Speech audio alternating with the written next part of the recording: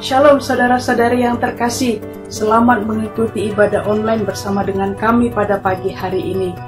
Di masa yang sama kami juga mau mengingatkan kamu untuk menjemput kawan-kawan dan juga saudara-saudara kamu supaya mengikuti ibadah bersama dengan kami pada pagi hari ini.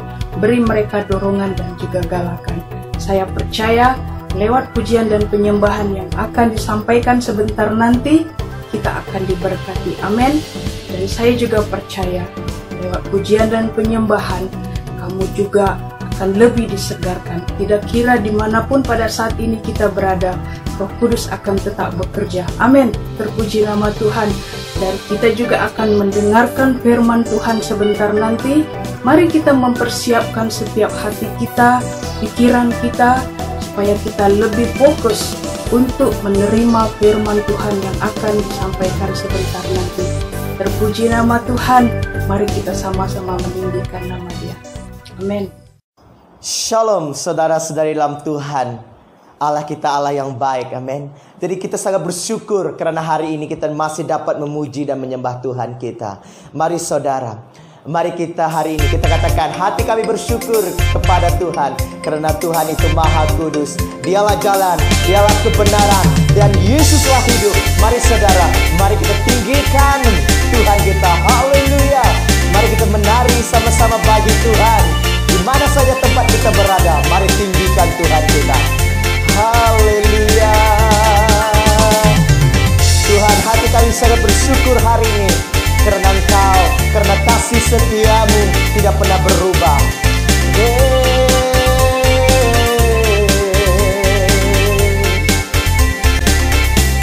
Hatiku bersyukur padamu ya Tuhan. Semua kasih setiamu kepada kami kan ku ingat selalu. Ku puji namamu dengan segenap hatiku. Engkau yang Maha Kudus, ku serahkan hidupku padamu.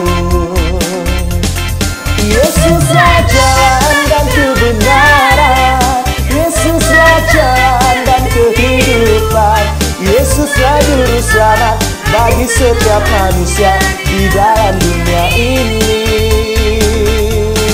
Ku puji agungkan namamu Tuhan, ku ingat selalu kasih setiamu. Kebangkitanmu Yesus dari kematian menyelamatkan kami. Haleluya.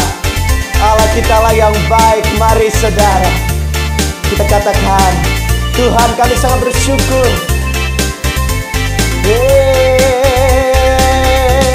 Hatiku bersyukur padamu ya Tuhan, sebab kasih setiamu kepada kami kan ku ingat selalu. Ku puji namamu dengan segenap hatiku. Engkau yang Maha Kudus, ku serahkan hidupku padamu. Yesuslah jalan dan kebenaran, Yesuslah jalan dan kehidupan, Yesuslah juru selamat bagi setiap manusia di dalam dunia ini. Ku puji agungkan namamu Tuhan, ku ingat selalu kasih setiamu. Kebangkitanmu Yesus dari kematian menyelamatkan kami. Yesuslah jalan dan kebenaran, Yesuslah jalan dan kehidupan, Yesuslah juru selamat bagi setiap manusia di dalam dunia ini. Ku puji agungkan namamu Tuhan, ku ingat selalu kasih setiamu. Kebangkitanmu Yesus dari kematian menyelamatkan kami. Kebangkitanmu Yesus dari kematian menyelamatkan kami.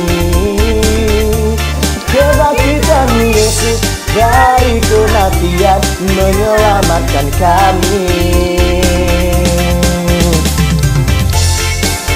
Haleluya. Kebangkitan-Mu Tuhan menyelamatkan kami dan memberikan kami kehidupan. Haleluya. Sebab itu Tuhan, kami ingin mengatakan bahwa kami bersyukur karena kami mengatakan kami mau berterima kasih hanya bagi Yesus. Haleluya. Haleluya saudara. Mari kita katakan bahwa Allah kita itu Allah yang dahsyat. Dari utara ke selatan, nama Yesus ditinggikan dan dimuliakan. Dari timur ke barat, hanya Yesus yang diceritakan. Amin. Bahwa tiada nama yang lain, hanya nama Yesus. Dari utara ke selatan, terdengar pujian bagi Allah. Dari barat sampai ke timur, nama Yesus disanjung tinggi. Dari pulau-pulau, lembah-lembah, gunung-gunung yang tinggi, kemuliaannya disaksikan, kebesarannya diceritakan. Yesus, Yesus, nama Yesus, nama Yesus disanjung tinggi.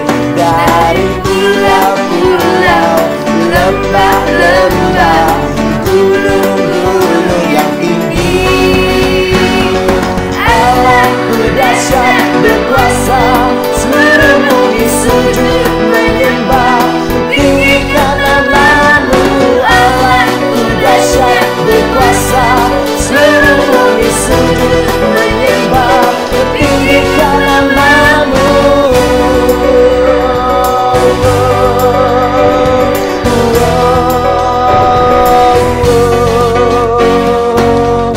Dari utara ke selatan, terdengar pujian bagi Allah. Dari barat sampai ke timur, nama Yesus disanjung tinggi. Dari pulau-pulau, lembah-lembah, gunung-gunung yang tinggi, kemuliaannya disaksikan, kebesarannya diceritakan. Yesus, Yesus, nama Yesus, nama Yesus disanjung tinggi. Dari pulau-pulau, lembah-lembah, gunung-gunung yang tinggi, Allahku dahsyat berkuasa, seluruh bumi sujud menyembah, tinggikan nama-Mu. Allahku dahsyat berkuasa, seluruh bumi sujud menyembah, tinggikan nama-Mu. Tinggikan nama Tuhan. Haleluya, haleluya, haleluya. Allah kami dahsyat. Haleluya. Engkaulah Allah yang dahsyat. Terpujilah nama Tuhan. Terpujilah nama-Mu Tuhan. Haleluya. Mari saudara, mari kita terus menyembah Tuhan kita. Dan pada pagi hari ini kita katakan bahwa Dialah yang setia. Kita katakan bahwa Tuhanlah yang memegang kehidupan kita. Bahwa Tuhanlah yang hadir di setiap jalan kita. Bahwa kita tidak pernah sendiri. Tuhan sentiasa berserta dengan kita. Tiada yang dapat pisahkan ku dari terangnya kasih-Mu. Hadirkan ketenangan yang tak bisa dunia berikan. Kini Kau pegang hidupku dan Kau hapus kesalahanku. berharganya pengorbanan yang memberikan keselamatan.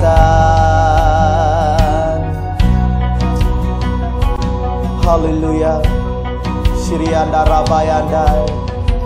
Engkau hadir di setiap langkahku, ku aman di dalam hadiratmu. Kau buktikan Engkau setia. Engkau setia Tuhan. Kan ku angkat tinggi tanganku, tanda ku berserah kepadamu. Selamanya Engkau setia. Tuhan, Kaulah yang setia. Tuhan, kini Kau pegang hidup kami. Kini Kau pegang hidupku, dan Kau hapus kesalahanku. Berharganya pengorbanan yang memberikan keselamatan. Kau hadir di setiap langkahku, ku aman di dalam hadiratmu. Kau buktikan Engkau setia.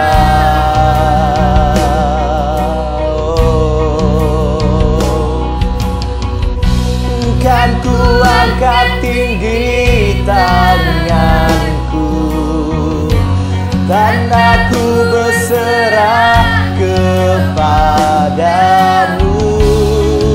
Selamanya Engkau setia.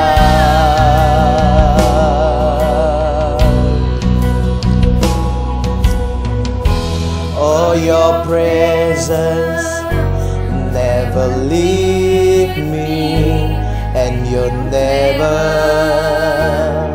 forsake me. Oh, your presence never leave me, and you'll never forsake me. Katakan, oh, your presence never leave me, and you'll never forsake me. Oh, your presence. Hadirat-Mu Tuhan tidak pernah meninggalkan kami, dan Kau tidak pernah Tuhan mengecewakan kami. Urabayan diri Anda. Oh, your presence never leave me, and you'll never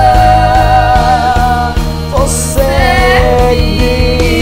Oh, your presence, Lord, never leave me. So saraya darabah. Kau tidak pernah mengecewakan kami, Tuhan. Oh, your presence. Urelabayanda rabayandai. Engkau hadir di setiap langkahku, ku aman di dalam hadirat-Mu. Kau buktikan Engkau setia.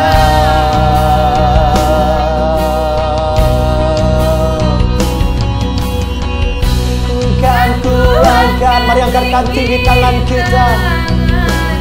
Oh Tuhan, tanda ku berserah kepadamu. Selamanya Engkau Tuhan yang setia. Engkau setia.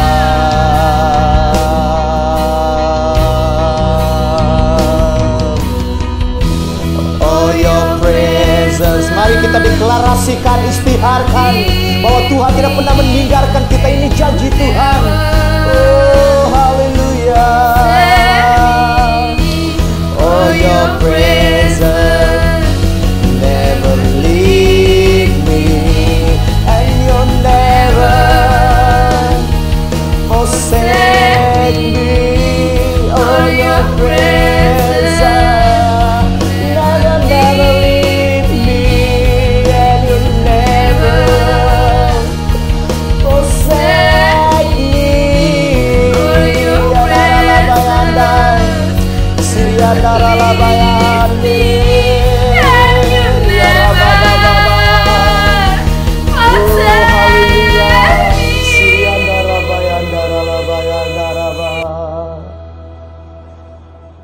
Tuhan Yesus, Engkau tidak pernah meninggalkan kami.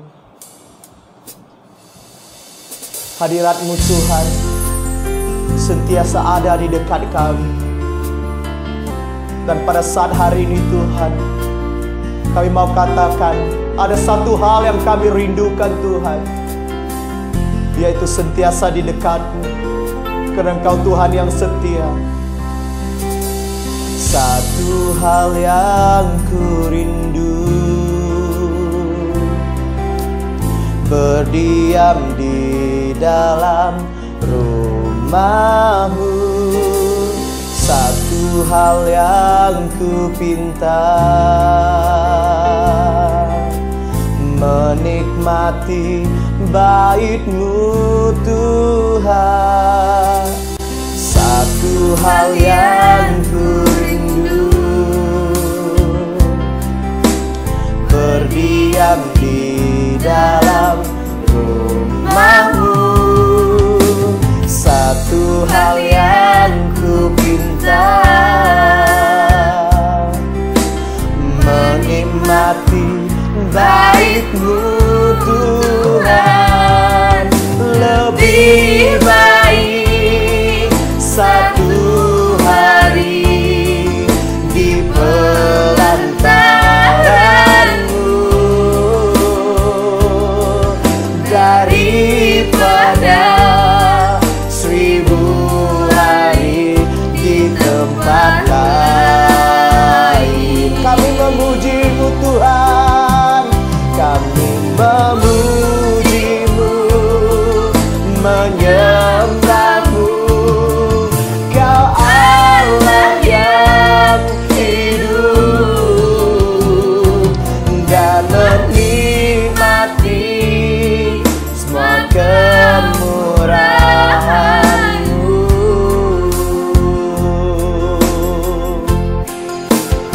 Haleluya. Lebih baik Tuhan kami berdiam di dalam hadirat-Mu daripada kami Tuhan di luar hadirat-Mu. Karena kami temukan ketenangan, kekuatan, damai, kasih di dalam hadirat-Mu Tuhan Yesus. Dan hadirat-Mu tidak pernah meninggalkan kami Tuhan, dan Kau tidak pernah mengecewakan kami Tuhan. Inilah kerinduan kami. Mari kita katakan kerinduan kita, saudara. Haleluya.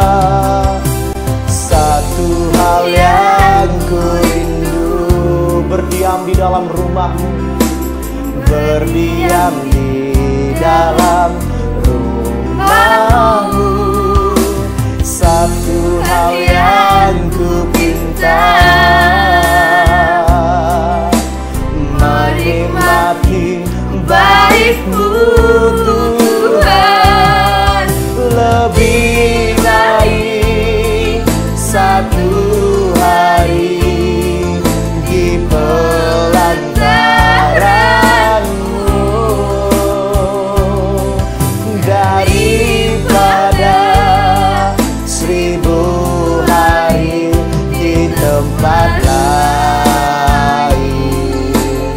Oh, aku memuji-Mu, aku memuji-Mu, menyembah-Mu. Kau Allah yang hidup dan menikmati semua kemurahan-Mu.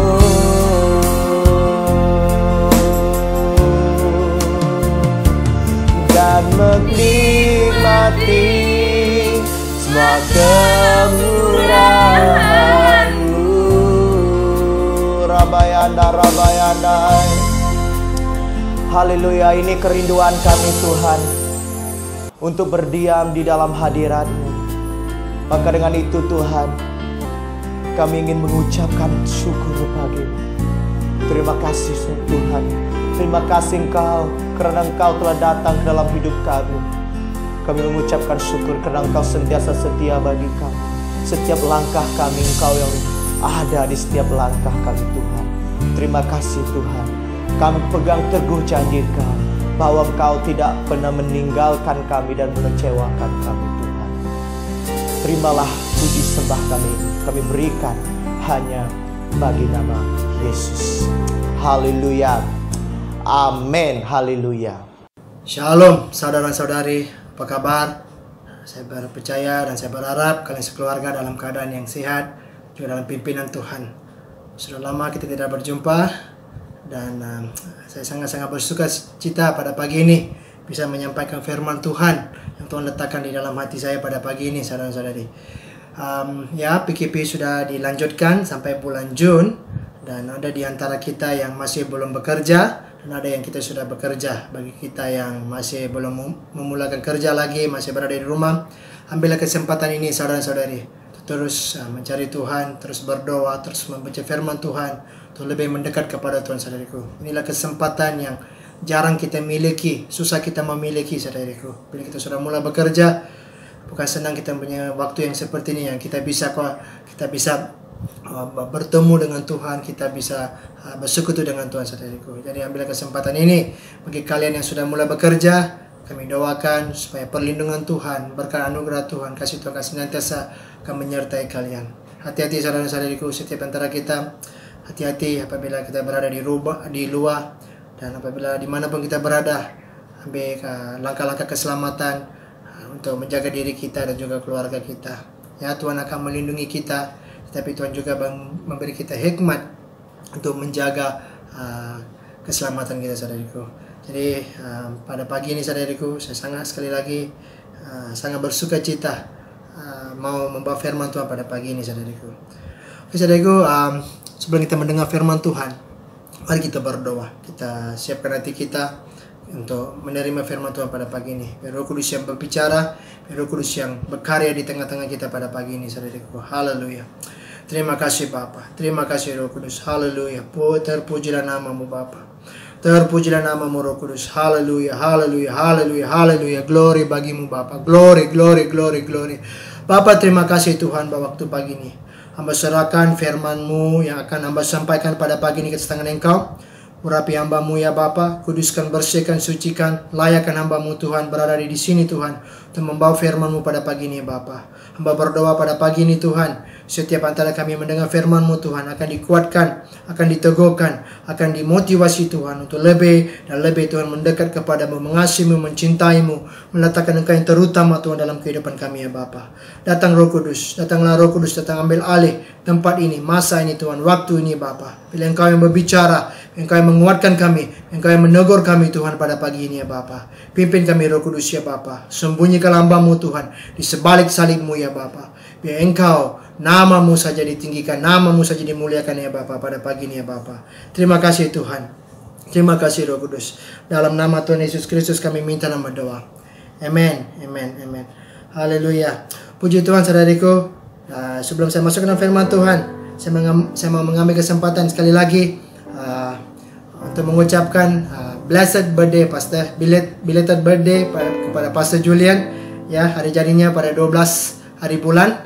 Tapi saya mengambil kesempatan ini sekali lagi Pastor, blessed birthday to you, dan saya berdoa supaya Tuhan akan terus memberkati Pastor serta keluarga Pastor, dan Tuhan akan terus menguatkan Pastor di dalam pelayanan, di dalam apapun yang Pastor lakukan. Ya, saya secara pribadi sangat diberkati oleh pelayanan Pastor, dalam pimpinan Pastor dalam hidup saya. Seperti yang telah saya katakan dalam video yang dibuat oleh Saudara Misda, dari remaja ya, Pastor telah banyak menolong saya, memimpin saya, membimbing saya sampai hari ini, saudariku, saudara-saudari. Pastor telah menjadi berkat yang besar, bukan saja bagi saya, bagi keluarga saya, bagi istri saya maupun anak saya. Dan Pastor, thank you Pastor untuk kehidupan Pastor yang sangat memberkati saya, dan saya percaya bukan saja saya, ramai orang telah diberkati lewat kehidupan Pastor dan keluarga. Dan kami doakan supaya Pastor akan terus dipakai Tuhan dengan luar biasa. Tuhan akan memberi kesehatan yang baik. Segala sesuatu dalam kehidupan Pastor sekeluarga akan Tuhan yang ambil alih. Amen. Tuhan yang akan memberkati Pastor sekeluarga. Amen. Haleluya. Thank you. Oke, saudara-saudari, pada pagi ini kita mau mendengar satu firman Tuhan. Tajuk firman Tuhan yang diberi kepada saya adalah hidup yang bermakna. Atau kata lain, hidup yang bertujuan, saudariku. Apakah tujuan hidup kita? Apakah makna sebenar hidup kita menjadi seorang Kristen, saudariku? Dan banyak di antara kita punya banyak yang kita inginkan, kita punya banyak tujuan, kita ingin hidup kita ini begitu berarti, hidup yang kita mau hidup ini sangat berarti dan sebagainya. Tetapi kita mau lihat apa yang dikatakan oleh Tuhan tentang hidup yang bermakna, hidup yang bertujuan, saudariku. Saudariku, kalau kita lihat di dalam Kisah Para Rasul bab yang ke-13 ayat yang ke-36, Kisah Para Rasul bab yang ke-13 ayat 36, dia kata begini, saudariku. Sebab Daud melakukan kehendak Allah pada zamannya.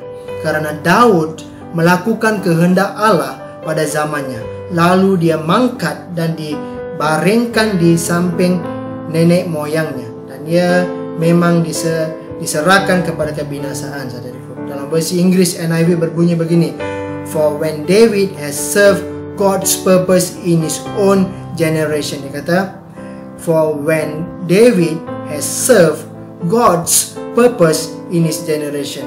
Kata lain dalam bahasa Malaysia kita boleh katakan, Daud melaksanakan atau melaksanakan tujuan Tuhan dalam generasinya. Saudariku, sebagai orang Kristen, orang percaya, kita perlu memahami tujuan hidup kita, saudariku. Salomo, orang yang paling bijak yang pernah hidup di muka bumi ini, saudariku, menulis begini dalam Pengkhotbah bab yang pertama. Dia bilang begini, saudariku, kalau kita tidak memahami tujuan hidup kita, maka hidup ini seolah tidak berarti. Dia kata hidup ini tidak ada artinya, melelahkan, tidak memuaskan, tiada artinya, maupun tiada terkendali, saudariku. Jadi puji Tuhan, saudariku, hari ini kita punya Alkitab yang sangat jelas menerangkan tujuan hidup kita. Apakah tujuan kita? Apakah maksud hidup ini yang kita hidupi sekarang, saudariku? Apakah sebenarnya maksud ataupun tujuan dari hidup kita ini, saudariku? Efesus bab yang pertama ayat 4 sampai 5 dikatakan begini, saya akan paraphrase. Sebab di dalam Dia Allah telah memilih kita sebelum dunia ini dijadikan. Saudariku, kita ini begitu bermakna di hadapan Tuhan, begitu sangat istimewa di hadapan Tuhan, sehingga Tuhan memilih kita sebelum dunia ini diciptakan, saudara. Sebelum dunia diciptakan, Tuhan telah memilih saya dan kamu. Wow, luar biasa sekali, saudariku. Tuhan bahkan sudah memikirkan tentang saya dan Anda sebelum Dia memikirkan tentang dunia ini, saudariku. Jadi bermaksud kita begitu sangat bermakna. Jadi kita harus hidup ini sebagai satu kehidupan yang penuh bermakna di hadapan Tuhan, saudariku. Jadi apakah esensi, apakah tujuan, apakah kita terhubung dengan kekekalan dengan Tuhan?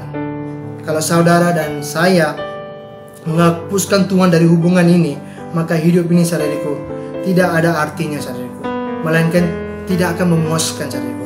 Sama seperti Salomo jelaskan dalam Pengkhotbah bab 1. Kalau hidup ini kita asingkan daripada Tuhan, kalau hidup yang kita hidup ini, saudariku, kalau tidak punya makna, kalau tidak punya tujuan dalam Kristus, maksudnya seperti Salomo mengatakan, hidup kita ini tidak ada maknanya, saudariku. Jadi kita diciptakan, saudariku, untuk hidup untuk kekekalan. Kita diciptakan untuk memberi, Tuhan menciptakan kita dan Dia memberi kekekalan kepada kita, saudaraku. Pengkhotbah bab yang ketiga ayat yang ke-11 dia berbunyi begitu, saudaraku. Hidup ini menjadi tidak berarti, melelahkan, menjemukan, dan tidak memuaskan, dan tidak ada artinya kalau saudara dan saya hanya hidup untuk diri kita sendiri. Mengikut kehendak kita dan mengikut tujuan kita, saudaraku.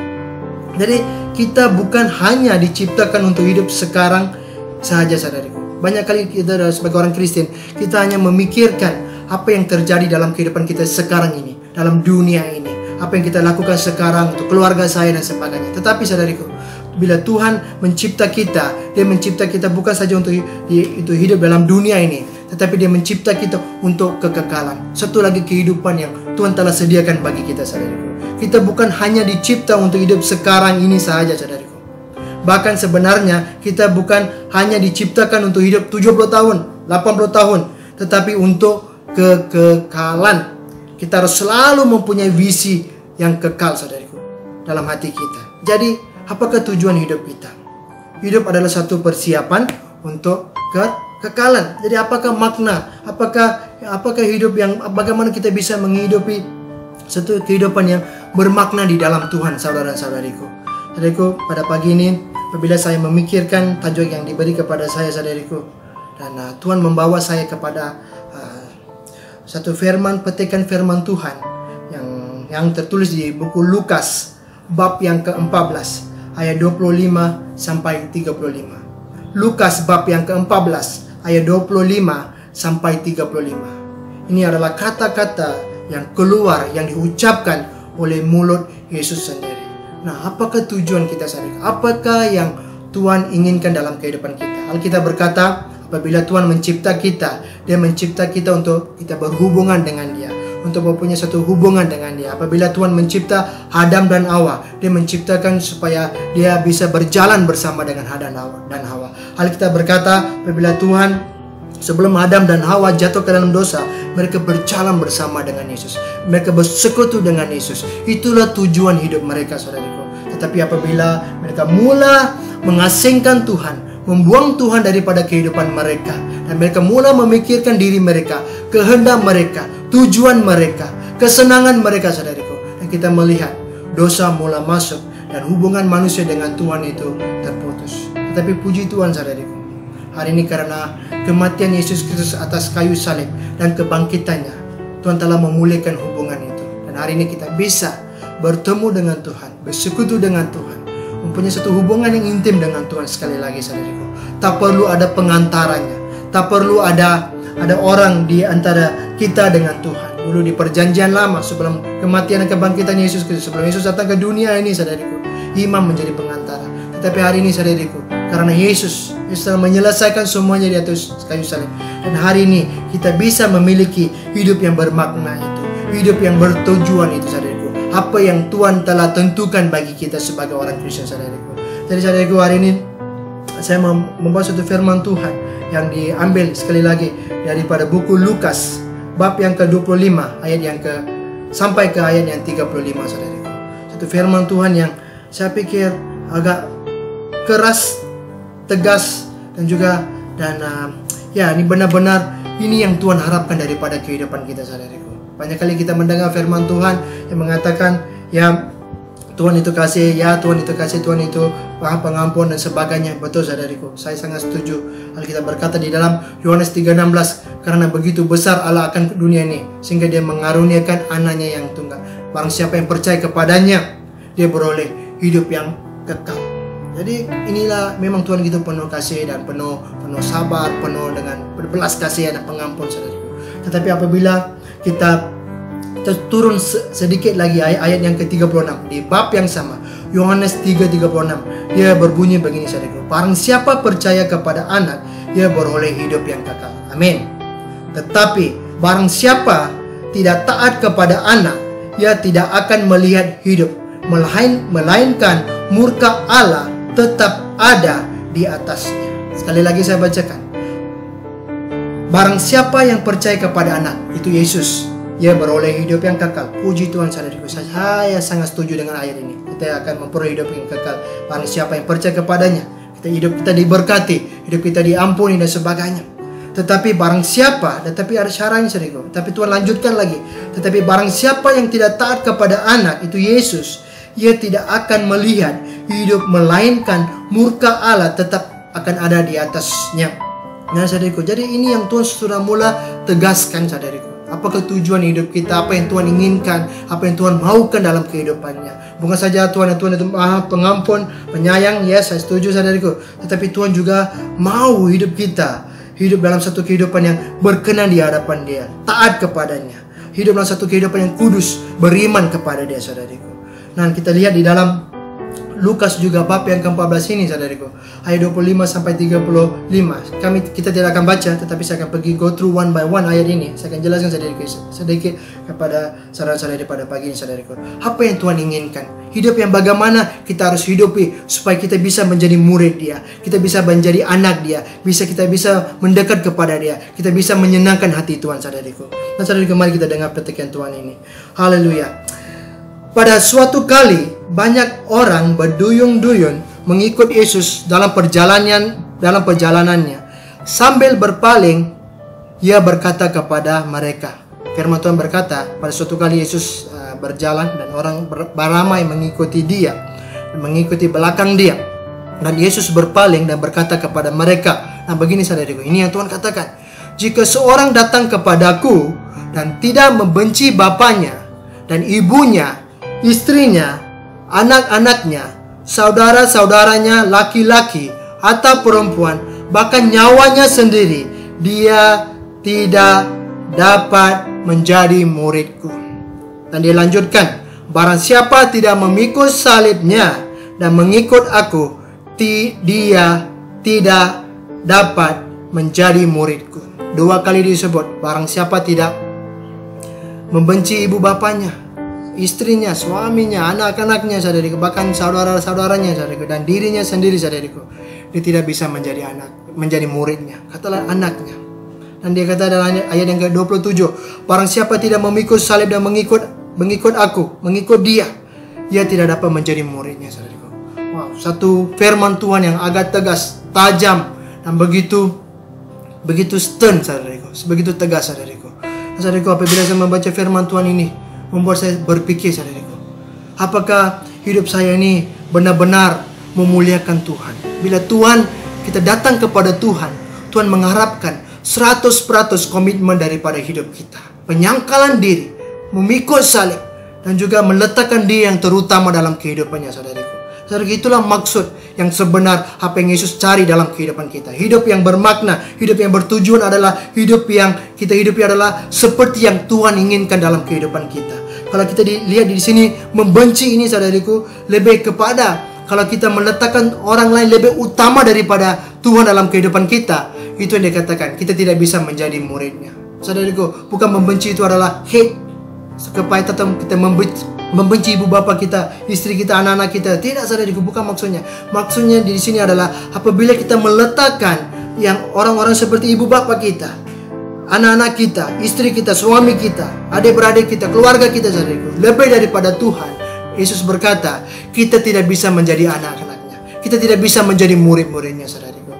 Saudariku, hari ini sudah siapkah, saudariku, kita menghidupi satu kehidupan yang Tuhan mau kita hidup sebenarnya? IBM, sudahkah kita sudah siap? Saudariku, menjadi seorang Kristen bukan satu kehidupan yang dan datang ke gereja, bersekutu, kita memuji Tuhan, menyembah Tuhan, dan lainnya nothing dan sebagainya. Tidak, saudariku, ya itu bagus, harus datang ke gereja, di gereja kita dikuatkan, dimotivasi dan sebagainya. Tetapi apa yang Tuhan harapkan daripada kita adalah kita meletakkan dia yang terutama daripada hidup kita sendiri, malah daripada apa orang lain, hal lain dalam kehidupan kita. Dan dia kata di ayat yang ke-27 juga, barang siapa tidak memikul salib dan mengikut aku, ia tidak dapat menjadi muridku.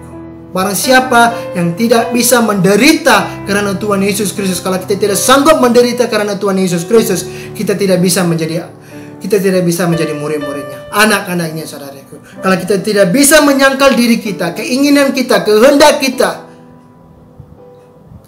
tidak bisa menjadi murid-muridnya, saudaraku. Wow, satu perkataan, satu statement yang begitu keras dan begitu tajam, saudariku, begitu berat untuk kita pikirkan, saudariku. Tetapi itulah yang dituntut oleh Tuhan Yesus Kristus dalam kehidupan kita, saudariku. Banyak kali dalam kehidupan kita, saudariku, kita sebagai orang Kristen, kita mengambil hidup kita ini sambil lewat. Kita pikir kita pergi ke gereja, kita buat ini, kita melayani Tuhan, sudah cukup memadai, saudariku. Tidak, saudariku, Tuhan mengharapkan lebih daripada kita. Melayani Tuhan, pergi ke gereja, semua sangat bagus, hal yang kita harus lakukan. Tetapi Yesus tuntut lebih daripada itu. Di dalam Matius 7:21 mengatakan, bukan semua orang yang berseru Tuhan, Tuhan akan masuk ke dalam kerajaan surga, tetapi mereka yang melakukan kehendak Bapa-Ku di surga. Dan di ayat yang seterusnya dia bilang begini, saudaraku, oh Tuhan, ada orang datang kepada Tuhan, Tuhan, saya lakukan ini, saya lakukan mujizat, saya buat ini, saya buat itu. Tetapi Tuhan kata, nyala engkau, aku tidak kenal engkau, saudaraku. Saudaraku, hidup yang sesungguhnya membawa arti yang maksud yang sebenar dalam hidup kita adalah hidup yang meletakkan Tuhan yang terutama dalam kehidupan kita, menyangkal diri kita dan meletakkan Tuhan yang terutama daripada segalanya, saudara, daripada keluarga kita, istri kita, anak-anak kita, segala sesuatu, saudara. Sudah siap, saudariku? Sudah siap untuk memikul salib, sudah siap untuk mengikut Yesus dan menyangkal diri dan memikul salib menjadi muridnya, saudariku. Satu pengorbanan, saudariku, yang perlu kita lakukan. Satu harga yang kita perlu bayar untuk mengikut Yesus Kristus. Yesus Kristus, saudara-saudariku. Bukan saya katakan, bukan Paulus yang mengatakan, bukan murid-murid Yesus yang katakan ini, saudara. Ini Yesus sendiri, perkataan yang keluar dari mulut Yesus sendiri. Ini yang Tuhan katakan tentang mengikut Dia, saudaraku. Untuk menghidupi satu kehidupan yang bermakna, yang bertujuan di dalam Dia. Apa yang Tuhan inginkan dalam kehidupan kita, saudaraku. Dan dia lanjutkan, saudaraku, di dalam ayat yang ke-28. Dia kata begini, saudaraku. Nah, saudaraku, ayat yang ke-25, 26, 27 saya paham. Saya itu yang dituntutkan. Tetapi dilanjutkan lagi. Dia memperkukuhkan statement dia lagi, saudariku. Apa yang dia inginkan daripada kita. Apa yang dia maksudkan, saudariku. Ayat yang ke-28. Dia berbunyi begini, saudariku. Sebab siapakah di antara kamu yang kalau mau mendirikan sebuah menara, tidak duduk dahulu membuat anggaran biayanya. Kalau cukup uangnya untuk menyelesaikan pekerjaannya itu. Supaya jika ia sudah meletakkan dasarnya dan tidak dapat menyelesaikannya, jangan semua orang yang melihatnya mengejek dia sambil berkata, orang itu mulai mendirikan tetapi tidak sanggup menyelesaikannya, saudariku. Nah, saudariku, Yesus membawa satu lagi metafor di sini. Yesus membawa metafor tentang seorang pembina rumah ataupun seorang membina bangunan ataupun menara ataupun apa, saudariku. Nah, pembina ini setiap kali orang sebelum mereka membina sesuatu, saudariku, mereka mau membuat sesuatu, mereka akan duduk dulu dan mengerahkan kos-kosnya. Dan sudah adakah duit mereka, cukupkah duit mereka, tenaga kerja mereka, barang-barang mereka untuk membina rumah, saudariku. Tak ada seorang pembina akan membina rumah tanpa membuat duduk dan membuat estimation dan sebagainya, saudariku. Tak ada pembina, hanya seorang pembina yang bodoh akan mendirikan rumah tanpa memikirkan plan dia, tanpa memikirkan dia punya duit ke atau tidak, apakah tanpa memikirkan dia punya tenaga kerja ke ataupun tidak. Sebab apa, saudariku? Di tengah jalan, kalau dia tidak mempersiapkan rumah itu disiapkan hanya separuh jalan, itu akan membawa malu kepada dia saja, saudariku. Sama juga dalam kehidupan kita sebagai orang Kristen, saudariku. Ini yang Tuhan katakan. Kalau kamu benar-benar mau mengikut aku, duduk dan pikir, saudariku, sebelum kamu mengikut aku. Sebab mengikut aku itu bukan hal yang mudah, perlu bayar harga. Sudah siapkah kamu, saudariku? Sudah siapkah kamu menjalani hidup ini, saudariku, dengan saya, saudariku? Sebab kita berkata, kalau seorang pembina itu di separuh jalan dia membina rumah sehingga dia habis duitnya, untuk dia tidak bisa menyelesaikannya, itu akan membawa malu kepada dia. Sama juga dalam kehidupan kita. Jangan kita separuh jalan, saudariku, dan berhenti, saudariku, daripada mengikut Yesus Kristus. Itu akan membawa malu. Itu kita membuang masa kita, membuang tenaga kita. Itu yang Yesus katakan kepada orang ramai itu. Sebelum kamu mengikut aku, pikir baik-baik. Buat estimation, pikir baik-baik. Bolehkah kamu melalui hidup ini? Menyangkal diri, memikul salib, meletakkan saya yang terutama daripada yang lain dalam hidup kamu, daripada keluarga kamu, istri kamu, suami kamu, anak-anak kamu. Sanggupkah kamu? Kalau kamu mau mengikut aku, kalau kamu mau mengikut aku, meletakkan saya yang terutama, kalau mau hidup kamu bermakna, bertujuan dalam hidup kamu, sanggupkah kamu melakukan ini? Menyangkal diri kamu, memikul salib, dan malah meletakkan Yesus terutama dalam kehidupan kalian. Kalau Anda tidak bisa, pikir baik-baik. Jangan merugikan diri Anda. Ini yang Yesus katakan. Ayat yang ke-27, 28, 29. Saudaraku. Dan dia pergi lagi. Ayat yang ayat yang ke-31. Begini bunyinya, saudaraku. Atau raja manakah yang kalau mau pergi berperang melawan raja lain, tidak duduk dahulu untuk mempertimbangkan apakah dengan 10.000 orang itu sanggup menghadapi lawan yang mendatang dengan 20.000 orang. Jika tidak, ia akan mengirim utusan selama musuh itu masih jauh untuk menanyakan cara-cara pendamaian. Nah, saudariku, wow. Satu lagi metafor Yesus gunakan. Contoh, ada seorang raja. Sebelum dia pergi berperang, seorang raja pergi berperang, dia akan duduk dan berpikir, apakah saya bisa menang dalam peperangan ini dengan 10.000 orang? Kalau musuh saya lebih kuat, Apakah saya bisa menang dengan apa yang saya ada, kekuatan yang saya ada, tenaga yang saya ada, aska yang saya ada, senjata-senjata yang saya ada. Bisakah saya menang peperangan ini, saudaraku? Kalau saya tidak bisa berperang, tidak bisa menang ini, raja itu akan pergi berdamai, saudaraku, dengan lawan dia, saudaraku. Apa yang Yesus mau katakan di sini, saudaraku? Kalau kita tidak sanggup melalui peperangan, saudaraku, kekristenan itu adalah satu peperangan rohani, saudaraku. Bukan satu hal yang mudah, perlu kita lalui. Kehidupan rohani itu satu yang benar. Iblis tidak senang orang yang mendekat kepada Tuhan. Kita harus tahu itu, saudaraku. Semakin kita mendekat kepada Tuhan, semakin banyak tantangan akan datang, semakin banyak cabaran, semakin banyak peperangan rohani akan terjadi dalam kehidupan kita. Itu yang Yesus katakan, saudaraku. Sudah sanggupkah kita berperang bersama dengan Dia? Kalau tidak sanggup, saudaraku, Dia kata, berdamailah, patah baliklah. Janganlah engkau coba mau mengikut aku. Pikir matang-matang, pikir dengan jelas-jelas, pikir dengan sesungguhnya. Sudah sanggupkah kamu menempuh hidup ini, hidup yang penuh dengan peperangan ini, kalau kamu mau mengikut aku, saudaraku? Yesus berkata, serigala mempunyai liang, burung mempunyai sarang untuk tinggal, tapi kalau orang yang mengikut Yesus, saudaraku, dia tidak mempunyai tempat untuk meletakkan kepalanya, saudaraku. Ada kalanya mengikut Yesus itu, saudara-saudari, perlu bayar harganya, saudaraku. Kadang-kadang kita perlu hilang dalam sesuatu dalam yang harga dalam kehidupan kita.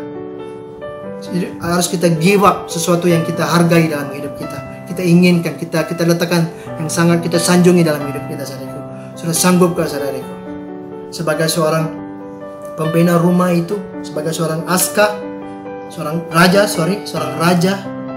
Yesus memberi metafor ini, saudaraku. Sanggupkah? Dia kata, pikir baik-baik sebelum kamu mengikut aku. Sebab hidup yang saya mau kamu hidupi adalah hidup yang bermakna, bertujuan. Hidup yang bertujuan adalah penyangkalan diri, memikul salib, meletakkan Yesus yang terutama dalam hidup saya. Saudaraku, kekristenan ini bukan satu hal yang main-main saja. Satu hal yang serius perlu kita lalui dengan hati yang tulus, hati yang sungguh-sungguh dengan Tuhan, saudaraku. Sudah siapkah kita, saudaraku? Saudaraku, banyak di antara kita mengambil hidup kekristenan ini sambil lewah, sambil saya Kristen, dari kecil saya Kristen. Tidak, saudaraku. Sejak kita Kristen, sejak kita kecil daripada Kristen, ibu bapak kita Kristen, tidak menjamin itu, saudaraku. Tidak menjamin kekekalan, tidak menjamin hidup yang bermakna di hadapan Tuhan, saudaraku. Saudaraku, Tuhan mencari orang yang benar-benar yang mau berkorban bagi Dia, benar-benar mengasihi Dia, benar-benar mau bersama dengan Dia, saudaraku. Sudah siapkah kita, saudaraku? Ayat yang ke-33, saudaraku. Lagi Yesus tuntut daripada kita. Demikian pula tiap-tiap orang di antara kamu, dia sedang bilang kepada orang yang ramai ini, yang tidak melepaskan dirinya dari segala miliknya, tidak dapat menjadi muridku. Wow. Demikian pula tiap-tiap orang di antara kamu yang tidak melepaskan dirinya daripada segala miliknya, tidak dapat menjadi muridku, saudaraku. Satu lagi Tuhan tuntut, sanggupkah kita melepaskan segalanya untuk Tuhan Yesus Kristus? Kekayaan kita, uang kita, kemewahan kita, kesenangan kita, dunia ini, saudaraku, apa yang di-offer oleh dunia ini, sanggupkah kita, saudaraku, melepaskan semuanya untuk Yesus Kristus? Kalau itu kita sanggup, kita bisa menjadi muridnya. Kalau kita tidak sanggup, saudaraku, kita tidak bisa menjadi muridnya. Sudah 3 kali Tuhan menggunakan kita tidak dapat menjadi muridnya, saudaraku. Melepaskan segalanya untuk Tuhan Yesus Kristus, saudaraku. Sudah sanggupkah kita, saudaraku? Saudaraku, dan diteruskan di dalam ayat yang ke-34. Garam memang baik, tetapi jika garam juga menjadi tawar, dengan apakah ia diasinkan? Tidak ada lagi gunanya, baik untuk ladang maupun untuk pupuk, dan orang membuangnya sahaja. Siapa yang mempunyai telinga untuk mendengar, hendaklah dia mendengar. Dan sekarang, saudaraku, lebih tegas lagi, lebih keras lagi Yesus katakan, garam itu memang baik, tetapi jika garam menjadi tawar, dengan apakah ia diasinkan, saudaraku? Dia kata tidak dapat diasinkan, dibuang saja. Dan dia kata apabila dibuang, saudaraku, kalau dibuang di tanah pun, dia akan merosakkan tanah itu. garam yang asin itu diletakkan di dalam pupuk pun, dalam baja pun, ia akan merosakkan baja. Tidak ada gunanya, saudara. Kata lain apa yang Yesus mengatakan di sini, orang Kristen yang tidak membawa apa-apa maksud dalam kehidupan Tuhan Yesus Kristus, dia akan dibuang saja. Tidak ada gunanya bagi kerajaan Allah, saudariku. Orang Kristen yang tidak sanggup berkorban, tidak meletakkan Yesus yang terutama dalam hidup mereka, yang tidak berbuah, yang tidak menyangkal diri, tidak mau memikul salib, tidak mau meletakkan Yesus yang terutama dalam hidupnya, tidak mau melepaskan segala kesenangan dia untuk mengikut Yesus, saudariku, adalah baik orang-orang seperti ini dibuang saja seperti garam. Sebab hidup mereka, hidup kita, saudariku, sudah menjadi asin. Tidak ada gunanya, tidak ada rasanya, tidak ada apa-apa, saudariku.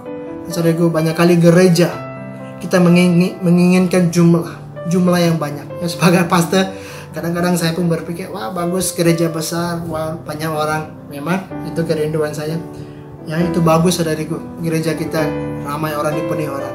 Tetapi apakah jemaat kita semuanya garam yang baik atau garam yang asin? Saudariku, itu yang kita perlu doakan. Itu kita ingini. Bukan ramai orang. Yesus ramai orang mengikuti dia. Yesus tidak impress dengan orang ramai, saudariku. Malah Yesus berpaling kepada mereka dan dia berkata, apa yang dikatakan? Kalau kamu tidak boleh menyangkal diri, memikul salib, tidak meletakkan saya terutama dalam hidup saya, kamu janganlah ikut saya. Pikir baik-baik sebelum kamu mengikuti aku. Saudariku, gereja banyak kali di antara kita, gereja kita mau melihat kuantiti, tetapi kita tidak melihat kualitas kehidupan rohani jemaat kita, saudariku. Kita tidak kisah, asalkan gereja kita penuh dengan orang, kita rasa senang. Tetapi kita lupa, saudariku, apa yang Yesus cari bukan gereja yang penuh. Yesus mencari gereja yang penuh dengan Kristen-Kristen yang menjadi seperti garam yang baik ini, saudara, yang berbuah bagi Tuhan, meletakkan Tuhan yang terutama, saudariku. Sebab apa, saudariku? Jika garam yang sikit ini, saudariku, yang menjadi asin ini, kalau diletakkan di dalam pupuk pun, di tanah pun, dia akan merosakkan tanah. Sama juga Kristen-Kristen yang tidak berbuah, Kristen-Kristen yang seperti garam yang asin ini, kalau diletakkan di tengah-tengah orang Kristen yang benar-benar mencari Tuhan, bisa merosakkan kehidupan mereka juga. Jangan kita menjadi seperti garam, saudariku. Bila kita menjadi garam yang membawa rasa kepada kehidupan orang lain, jangan membawa kesusahan, membawa kepahitan, membawa kesusahan ataupun kebencian dalam kehidupan orang lain, saudariku. Mari hidup kita, saudariku, membawa rasa. Itulah hidup yang bisa kita hidupi untuk Tuhan, saudariku, pada pagi ini, saudariku. Tetapi, saudariku, ini yang Tuhan cari dalam kehidupan kita. Hidup yang bermakna adalah hidup yang benar-benar menyangkal diri, memikul salib, dan mengikuti Yesus dengan sesungguhnya, saudariku. Meletakkan Yesus yang terutama dalam kehidupan kita, meninggalkan segala kesenangan kita, segalanya hanya untuk mengikut Yesus Kristus, saudariku. Jadi garam yang baik, ya, saudariku, yang bisa membawa rasa ke dalam kehidupan orang lain, bisa menjadi berkat kepada kehidupan orang lain, bisa memberkati orang lain, bisa membawa sukacita dalam kehidupan orang lain, bukan membawa rasa yang masin, rasa yang asin, ataupun yang tidak ada rasa, kata lain. Tidak punya rasa dalam kehidupan orang lain, saudara. Amen, saudaraku. Itu yang hidup yang bermakna, saudaraku. Hidup yang sesungguhnya adalah hidup yang kita bisa hidupi. Ini dalam ayat ini Yesus telah katakan, saudaraku. Pikir baik-baik, saudaraku. Sebelum kita bisa hidup satu kehidupan yang bermakna, bertujuan, ini yang Yesus cari dalam kehidupan kita.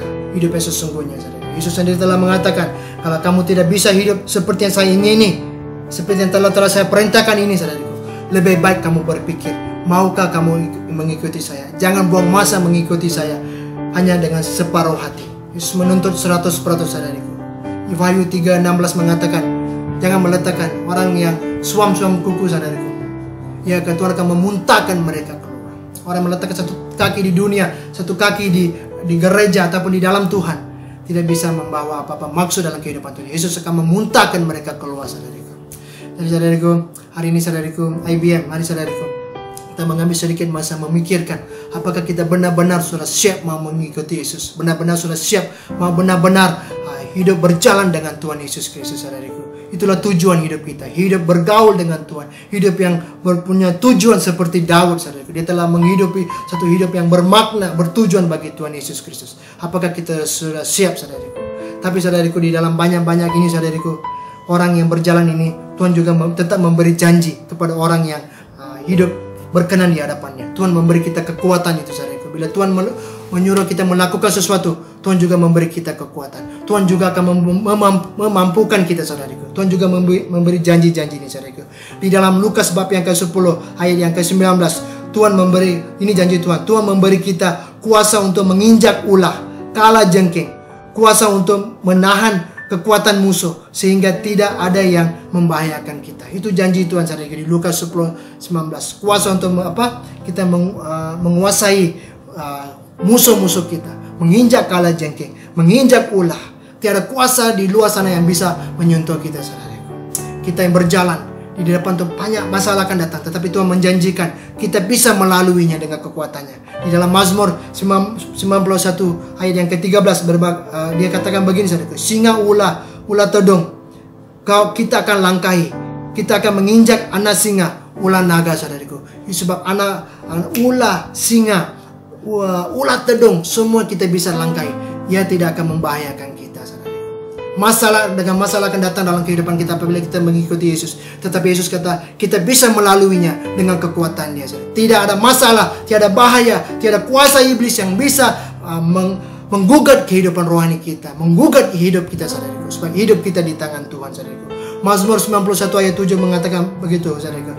1000 rebah di sisiku, 10.000 rebah di sebelah kananku, mereka tidak akan menimpa kita. Masalah bisa jatuh di depan kita, di kiri kita, di kanan kita, di depan kita, di belakang kita, tetapi ia tidak bisa menimpa kita. Musuh bisa datang, manusia bisa menjatuhkan kita, menyakitkan kita, membuat apa yang jahat daripada kita, tetapi itu tidak bisa akan menimpa kita, saudaraku. Sebab janji Tuhan, kuasa Tuhan bersama dengan kita, saudaraku. Seperti Daniel, walaupun karena dia hidup tulus di hadapan Tuhan, berintegritas, tidak mau berkata ya kepada penyembahan berhala.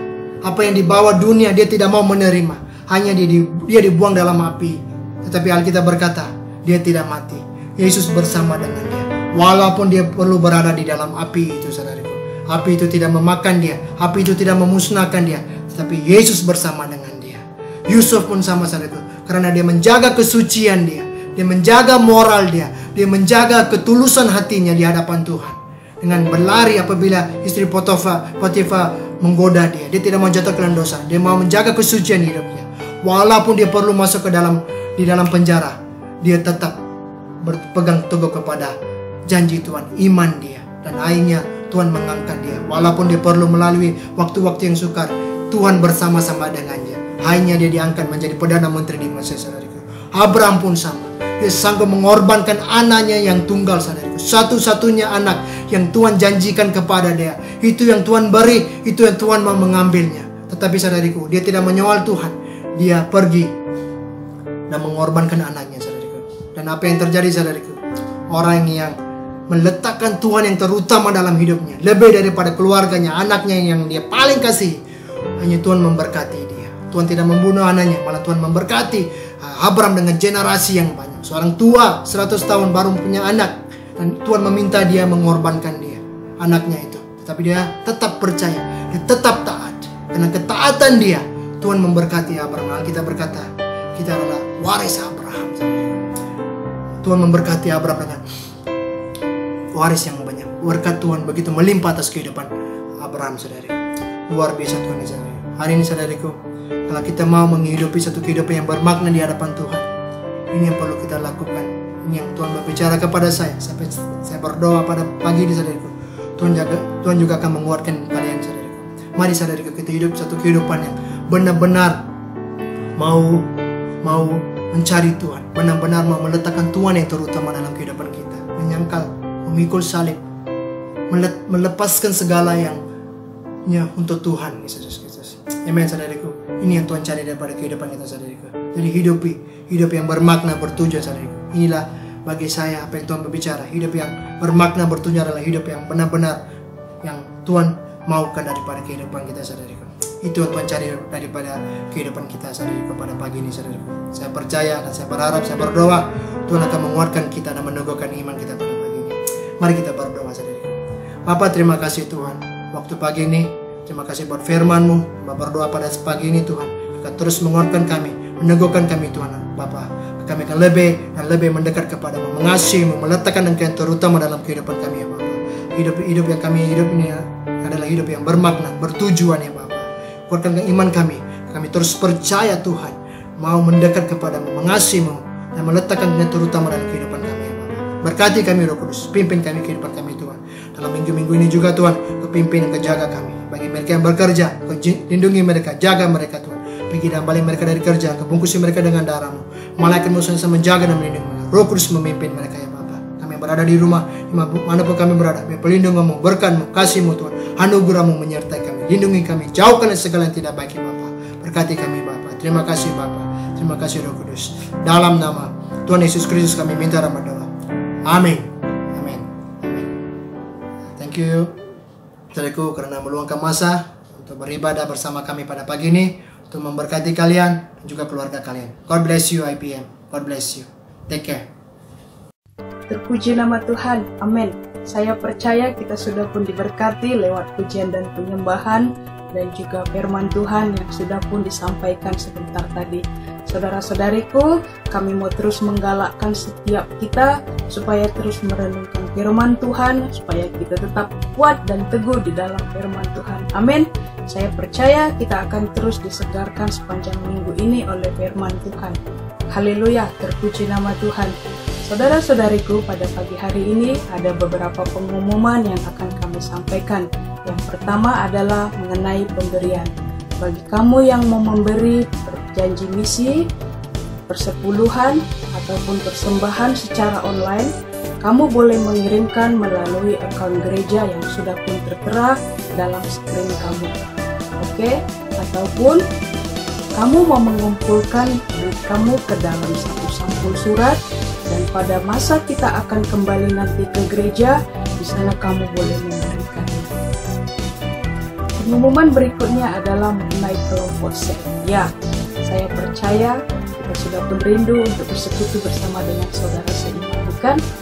Ya, oleh sebab itu kami menggalakkan setiap kita untuk mengikuti kelompok sel yang sudah pun kita mulakan secara online. Kamu boleh menghubungi setiap ketua dan juga penolong sel kamu ataupun pemimpin gereja jika kamu mau mengikuti kelompok sel. Dan pengumuman yang terakhir adalah doa online pemimpin. Ya, doa ini kami adakan setiap hari Rabu pukul 8.30 malam.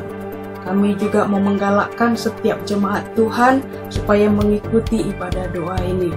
Seperti firman Tuhan mengatakan, di mana 2-3 orang berkumpul, kuasa Tuhan dinyatakan. Amin. Jika kita mau melihat mujizat Tuhan, mari kita bersama-sama bersekutu menaikkan setiap doa-doa kita. Haleluya, terpuji nama Tuhan. Jika kamu mau mengikuti ibadah doa ini, kamu boleh bertemu dengan ketua dan penolong sel kamu ataupun pemimpin gereja untuk mendapatkan link supaya kamu boleh mengikuti ibadah doa ini. Haleluya. Ya, itu saja pengumuman kita untuk pagi hari ini. Kita akan bertemu kembali di ibadah online minggu hadapan pukul 10 pagi. Jangan sampai ketinggalan. Pastikan kamu dalam keadaan sehat dan selalu mempersiapkan diri kamu untuk mendengarkan firman Tuhan. Haleluya, terpuji nama Tuhan. Sampai bertemu minggu hadapan. God bless you.